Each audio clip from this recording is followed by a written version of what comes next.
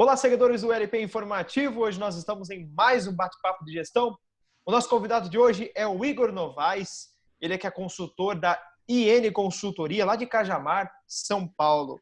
Ele é especialista em pneus e é com ele que nós vamos falar sobre regulamentação de pneus. Boa noite, Igor. Boa noite, Edson. Boa noite, Paulo. Obrigado pelo convite. Espero poder contribuir um pouco aqui, né, falando sobre pneus e tentar passar aí para todos uma visão um pouco diferente do processo de pneus. Sim. Muito bem. E o Paulo Bordion também, nosso querido parceiro aqui no canal da Bordion Consultoria. Boa noite, Paulinho. Boa noite, Edson. Tudo bem? Igor, tudo jóia. Já agradecer por aceitar o convite nosso aí e vamos fazer um bate-papo legal para o pessoal. Muito bom. Bom, Igor, eu queria que você começasse já falando, né, um pouco da sua experiência em consultoria, mais especificamente na área de pneus. Perfeito. Edson, a IN Consultoria, ela já tem 16 anos, né, no mercado, né? Eu atuo com segmento de reforma de pneumáticos, né, para passeio e para caminhões, e também a parte de pneus novos de motocicletas, né? Então, nós já atuamos aí já há bastante tempo no mercado, agregando valor, né, aos processos produtivos e de certificações, e também aprendendo muito com o pessoal lá do chão de fábrica, no qual nós sempre aprendemos, né? Eu acho que esse contato que nós temos, não somente de chegar e prestar o serviço de consultoria com a norma embaixo do braço, mas sim entender o processo e fazer com que isso se torne um diferencial para a certificação, né? Então, nós atuamos não somente com a parte de consultoria, mas nós prestamos serviços também de melhorias no processo. Muito bem. E dentro dessa área também há portarias, né? Eu queria que você me explicasse o que são as portarias, a 544, primeiramente, lá de 29 de outubro de 2012. Exato. A portaria 544, ela é para os pneus novos, tá? Pneus novos de motocicletas, pneus novos de automóveis, né? E de meia carga, tá? Este é a regulamentação, né? A portaria na qual rege para que todos os produtos, o qual nós acabamos de mencionar, eles estejam, né? Compulsoriamente, né? Obrigatoriamente, atendendo essa portaria, né? Que aí acaba tendo outras portarias, né, como apoio a 544, na qual nós podemos estar, como eu posso dizer, nós podemos estar homologando, né, homologando não, certificando aquele produto específico, tá? Tá. E também temos a 554, né, portaria de 29 de outubro de 2015 aí, né? Tá. A portaria 554, né, ela abrange o processo de reforma de pneus, tá? Tanto para pneus de caminhões, meia carga, pneus de automóveis, né? Os reformadores, o qual for iniciar um processo de reforma de pneus, ele tem que obrigatoriamente atender os requisitos da portaria para daí, então, obter o registro junto ao Inmetro. Diferente da portaria, né, que nós falamos da 544, quem faz a vistoria, né, quem faz a auditoria no processo são os OCPs, né? Diferente do processo de reforma de pneus, né? A portaria 133 de 2001, ela também, né, que era de reforma de pneus e seus rebocados, ela também tinha a sua vistoria através dos OCPs. Então, teve uma série de revisões da norma, a qual ela se encontra hoje. Então, quem faz a vistoria hoje dos pneus reformados de passeios, de meia carga, de caminhões, é o IPEM regional. Então, o IPEM vem com esse papel de ir até a empresa, né, fazer a vistoria, tá, para verificar se todos aqueles pontos foram atendidos pelo reformador. Diferentemente, essa nova portaria, antecipadamente, o reformador, ele coleta as amostras, né, que a composição dessas famílias é através dos seus índices de carga, no caso, de carga e de velocidade de passeio. O que eu quero dizer com isso? A norma, ela menciona que, de acordo com a capacidade de carga dos pneus meia carga e de caminhão, eles têm uma classificação, ou ele é família A ou ele é família B. Já os pneus de passeio, eles são subdivididos as suas famílias de acordo com seu índice de velocidade. E é importante dizer que esses índices de velocidades originais do pneu de passeio, eles são subtraídos para atendimento da portaria. Ou seja, 20% o índice de velocidade original do pneu de passeio e 2 pontos menos do índice de carga, para que a gente possa atender a norma, tá? E ter uma segurança também com relação ao produto, porque é um produto remanufaturado, né? É um produto no qual ele já foi utilizado por todos nós, e aí o reformador tem um papel muito importante na sociedade. Ao invés de nós destinarmos esses pneus para as empresas recicladoras, nós ainda conseguimos fazer a reutilização desse pneu. Então, há obrigatoriedade do Inmetro para tal finalidade, né? Diferente do pneu de moto, né? O pneu de moto ele já tem uma outra concepção. Nós precisamos, a empresa, ela precisa ir ela precisa, através do site do Inmetro, verificar qual OCP está acreditado pelo Inmetro. Uma vez ela atendendo aquele escopo pretendido da empresa, ela entra em contato, faz a triagem, a empresa vai até a unidade fábrica dessa empresa de pneus novos, né? Especificamente que eu atendo pneu de moto, e faz o processo de auditoria, aquele reunião de análise crítica, verificar os indicadores de processo, se foi feita auditoria interna, então gestão, né? Todo o processo. Sistema de gestão, né? Sistema de gestão.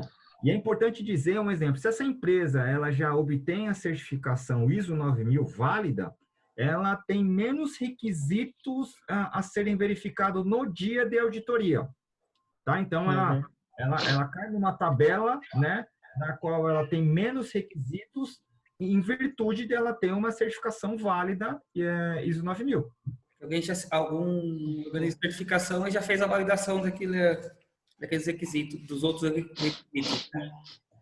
Exatamente. Só uma dúvida, na verdade. Por que os pneus novos são certificados pelo OCP, que é um órgão acreditador, né? Ele vai por Inmetro, né? Mas ele tem o poder de fazer a acreditação. O IPEM é um órgão fiscalizador, né? Por que essa diferença?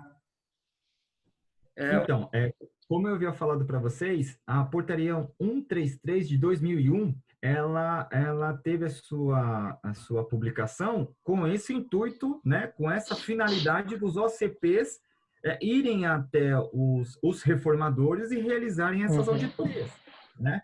Por questões de revisões e, enfim, né, de coisas na qual envolve muitas certificações, entidades, custos, gerou-se a necessidade, né? O IPEM acabou assumindo essa atividade, né? Então, hoje, quem faz essa fiscalização, né? O IPEM tem 2 papéis no caso de reforma.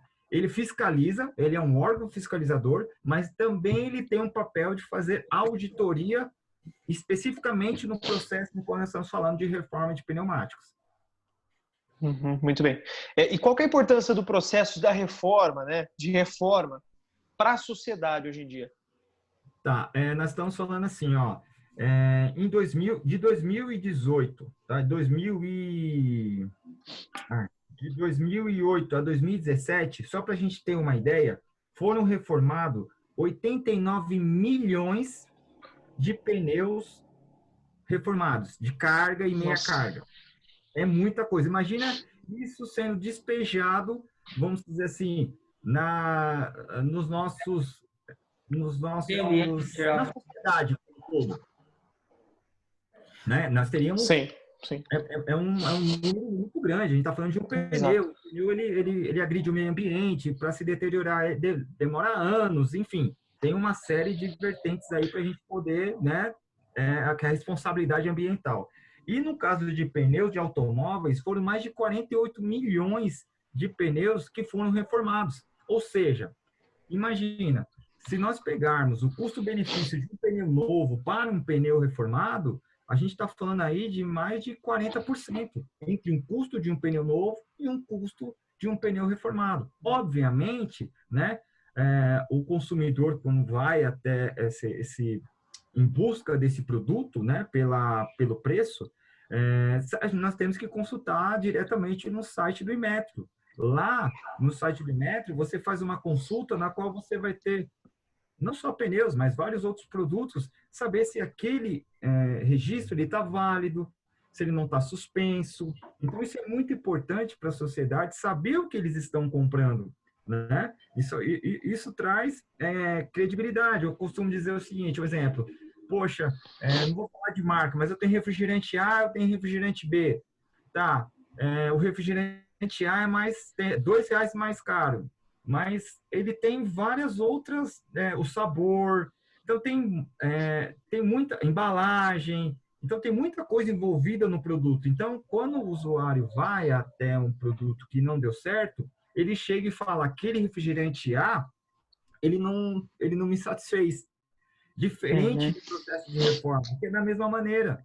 É como você escolheu um pneu Michelin, um pneu Goodyear. São excelentes marcas, mas cada um tem uma preferência. Então, se o refrigerante A não agradou o consumidor, ele deixa de comprar o refrigerante B, mas não deixa de comprar o refrigerante A. E não pode generalizar que todos os refrigerantes são ruins. Então, existe uma criticidade muito grande e buscar essa informação diretamente no site para o consumidor se sentir mais, vamos dizer assim, mais seguro, né? No site do Inmetro tem um local de consulta que você consegue consultar produtos certificados, OCPs e OCS, que são acreditados pelo Inmetro, consegue consultar certificados válidos. Acho que tem que chegar um pouco mais no povo esse tipo de informação para... Alguns produtos anteriormente não eram obrigatórios a lançar no sistema chamado Orquestra do Inmetro. Hoje uma grande quantidade de produto aumentou e então, assim, vai consultar um brinquedo, você consegue entrar no site do Inmetro e ver se aquele produto certificado, um pneu, chupeta, material escolar, enfim. Acho que essa informação bastante gente desconhece. Você está falando de reforma de pneu, né? Quantas vezes eu posso reformar um pneu, mais ou menos? Tem uma quantidade, de limite? Um pneu, vamos colocar assim, um pneu para a gente poder, quem está nos assistindo, entender, né, a dimensão. Tem pneu de meia carga, que é aquele Então, se você fala em meia carga, o pneu, meia carga, ele seria para um caminhão 3/4, nessa Exatamente, perfeito.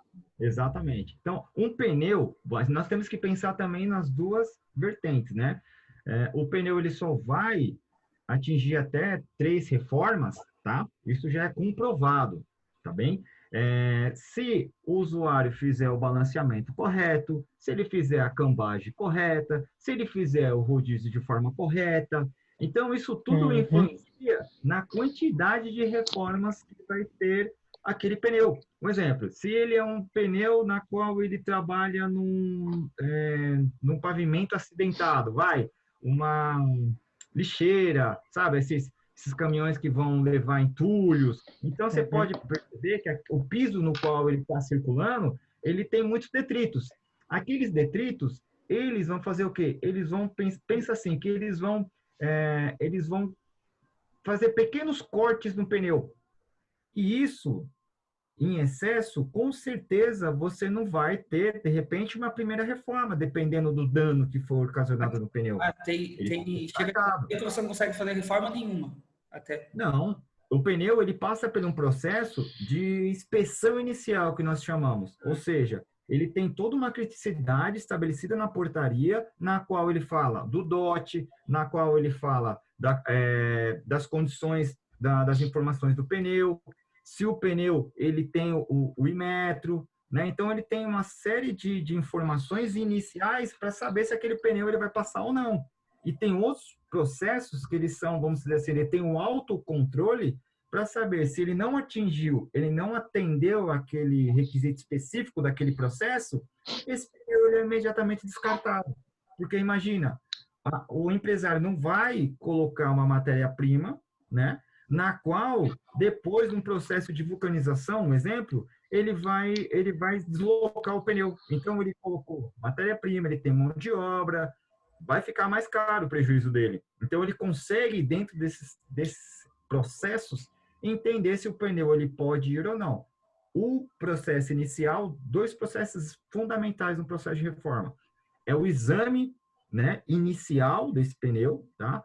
E é o exame de escariação, tá? Então, são dois processos críticos que ali você consegue identificar, tá? Obviamente na raspagem, mas são dois processos bem críticos que você consegue saber se está bom ou se está ruim. Isso não quer dizer que depois de todas as etapas de processo feita, o pneu não vai deslocar lá, ele apresentar uma bolha, entendeu? Então tem, mas a chance disso acontecer, ela vai se minimizando durante os processos. Uhum. O que você acha, né, desse novo modelo regulatório, digamos, do Inmetro? Então, Edson, eu vejo com bons olhos, tá? Talvez alguns vão gostar do que eu vou falar, outros não. O que eu quero dizer com isso? O Inmetro, né? Eu pude participar de um evento, né? Do IKEA o ano passado, no qual o Gustavo Kuster estava. Então, ele estava no início da divulgação desse novo modelo regulatório do Inmetro, tá? Eu vejo com bons olhos. Na verdade, a gente tende a flexibilizar não, a gente tende a ser menos burocrático com relação à aprovação de um produto. Hoje, para que você tenha uma elaboração de uma norma até a sua aprovação, nós estamos falando aí, ó, mas eu estou colocando mais de um ano. Então, imagina, você tem um processo no qual você obteve vamos dizer assim, aprovação daquela portaria, mas, porém, de repente, os processos que estão envolvidos ali, eles acabam se tornando até obsoletos. Então, assim, tem duas imagens que o pessoal está tendo no mercado. Aquela que, o revogaço, a gente vai fazer de qualquer jeito, todo mundo vai fazer e acabou. E não, eu estou vendo um trabalho muito bem feito, só que o que o Gustavo falou, mais de 915 pessoas se pronunciaram diretamente do site do Inmetro e colocaram o seu ponto de vista como cidadão, como entidade. Então, todo mundo teve a oportunidade ali de mencionar algum motivo pelo qual ele não acha que o novo modelo regulatório vá funcionar. Mas o Inmetro está ouvindo todos. E tem dentro do site do Inmetro todos os processos. Então, a entidade, a sociedade, ela pode acompanhar isso com uma transparência muito, muito grande. Né? Então, a gente está vendo esse novo modelo com uma forma muito boa. Porém, tem que ter todos os cuidados possíveis, né, para que esse modelo dê certo. Ou seja, um produto que ele seja mais rápido de ser lançado no mercado de forma eficaz e certificado. E nós tenhamos também uma integração internacional, onde a gente não precisa ficar seguindo uma norma A, B, C, D. Então, tentar fazer com que o nosso novo modelo ele tenha validade, vamos dizer assim, né? E respaldo internacional também, ou seja, que a gente tenha uma dinâmica maior dos nossos processos, porque hoje em dia, né, Paulo, nós sofremos muito. Então, muitas vezes uma portaria para falar de um produto, ela chama 4, 5. Então, é um absurdo para que nós para que a gente tenha todo esse mecanismo, fica difícil, não fica, Paulo? Assim, eu sofro com isso também, para certificar um produto. Ele está falando de pneu, fada, brinquedo, entre os outros. Você vai fazer uma certificação de produto hoje, você tem 4 ou 5 normas para atender. Uma norma faixa etária, uma norma de ISO 9001, uma para laboratório, enfim, para restrição de alguma coisa. Acaba se... E você está aplicando uma norma, ela puxa outra. Então, essa nova regulamentação que estão falando muito, ela não vai aplicar só para o pneu. Ela vai aplicar para outras, enfim, pneus e outras coisas. O que seria? Ela vai enxugar, ela vai tirar aquele monte de coisa que não serve para absolutamente nada, focar nas coisas que realmente importam mais e deixar uma norma mais branda, uma norma mais fácil de aplicar, com menor tempo, igual você demorar 1 ano para fazer uma aplicação de norma, sendo que o fabricante ele precisa vender esse produto, ele precisa faturar, tentar reduzir esse tempo de certificação para pôr mais rápido no mercado.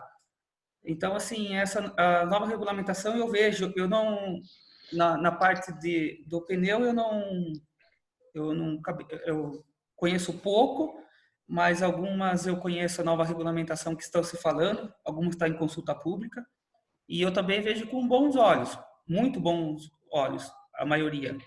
Acho que vai facilitar bastante tanto a vida de consultor, de OCP, laboratório e do fabricante, né, Igor? Que a gente fala, acho que assim, nós somos consultores, mas o foco nosso é no fabricante. Exatamente. A gente trabalha para o fabricante, para tentar reduzir o custo dele, para tentar diminuir desperdício, para aumentar a receita. Não é só certificar um produto em si, toda a estrutura que vem junto. E hoje, para certificar um produto no Brasil, é muito custoso, é muito tempo, é difícil. O empresário ele se sente frustrado por talvez inovar, por não fazer outras coisas devido à burocracia que se tem. E é um fato que nós estamos atravessando hoje e que nós precisamos melhorar, né? E já se deu os passos necessários para isso, né? Então, e a burocracia, ela gera custos. Esse é o problema. E no cenário que a gente está vivendo, a diminuição de custo, acho que você, Igor, deve escutar isso quase todos os dias, né? Quanto vai custar? Mas está muito caro. Tá louco? Vou mandar você... eu não sei qual que é o prazo de certificação, mas um brinquedo, uma época, chegou a 6 meses de uma auditoria para outra. É coisa absurda. Então, falando de um produto que, logicamente, ele salva vidas, um pneu, você não pode brincar com ele. Ah, com certeza. Mas ainda bastante fabricante enxerga como um custo. Imagine você um empresário que tem uma linha de brinquedos na qual você tem um investimento alto e você não pode comercializar o seu brinquedo, né? Aquela família de brinquedos, porque você ainda não tem o registro. Então, ele tem que ficar esperando 6 meses. Exato. E tem produto que não pode. E tem produto que não pode esperar. Você pega um produto que ele é tendência, vou citar um exemplo. No caso do pneu, não sei acho que é um pouco menos. Mas o brinquedo que lança tendência, saiu um filme dos Vingadores da Marvel, tal. As fábricas, elas lançam produtos dos Vingadores. Se demorar 1 ano, já não está mais no gosto do povo. Já saiu de moda, então tem que ser mais rápido, porém eficaz, né? Tem que ter a mesma eficiência, até um pouco mais, mas tornar um pouco mais fácil. E é isso que o pessoal está vendo com outros olhos. Um exemplo, nós temos o quê? Nós temos que fazer, atender a certificação, mas não vai haver aquele revogaço. É só fazer de forma consciente.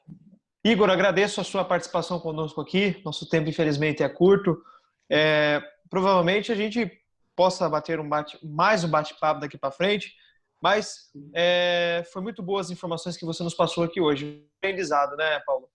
Sem dúvida, É passou um muito aprendizado. rápido. Eu fico aqui marcando, porque a gente não passa dos 25 minutos, por aí. Fico também. E já quase deu 30 minutos, né? Passou voando, porque é um assunto que porque tanto, a gente vai então, conversando e vai surgindo dúvidas e o tempo vai. Mas, olha, é um assunto muito interessante, é um assunto que, queira ou não, ele tem que chamar a atenção das pessoas, né? Exatamente. Sim. Eu agradeço, Paulo, agradeço Edson pelo convite.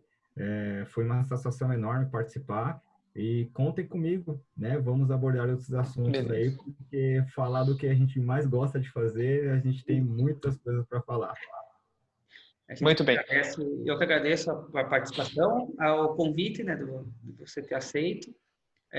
Agradeço a oportunidade de passar esse conhecimento, que não foi pouco. Eu, principalmente nessas duas últimas lives, que é assunto que a gente não domina muito, pude aprender coisas que eu não tinha ideia de algumas coisas. Então, assim, foi muito produtivo esse bate-papo nosso. E como é pneu, todo mundo... É uma coisa que todo mundo usa, né? Quem não tem um carro, uma moto, uma bicicleta, enfim... acho que todo mundo vai gostar desse bate-papo, e acho interessante todo mundo assistir, né? Não só pessoas da área, pessoas que trabalham nisso, mas como envolve um interesse quase geral. Né? Interesse geral. E agradecer ao Edson mais uma vez. Eu que agradeço. Esses bate-papo nosso, eu falo com o Edson, né? A gente conversa sobre isso. Cada semana a gente aprende uma coisa diferente, né, Edson? Exatamente. Uma coisa nova. Uma coisa nova. Então é isso aí. Agradeço também aos nossos seguidores que ficaram até agora assistindo a gente. Espero que também se sintam alimentados dessa informação muito importante que o Igor nos passou. Igor, volte sempre aqui. Igor, muito obrigado. Certo.